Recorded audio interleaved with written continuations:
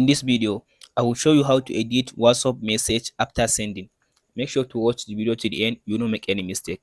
First of all, open up your WhatsApp. After you open your WhatsApp, go and search for the person that you want to edit his message. So for me, I'll go with this person.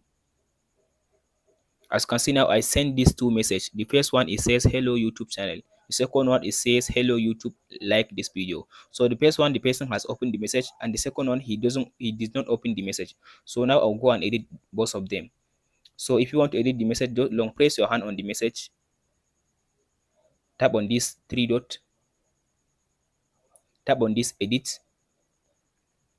So as you can see now, he already opened the message. Now I will edit the message. YouTube subscribe. So as you can see, I turn it to hello YouTube subscriber. So tap on this save. So now as you can see now, I just changed the message from hello YouTube channel to hello YouTube subscriber. So if you want to edit the second one, the step as same. Thank you for watching, guys. That's it for today's video. Make sure to like and subscribe.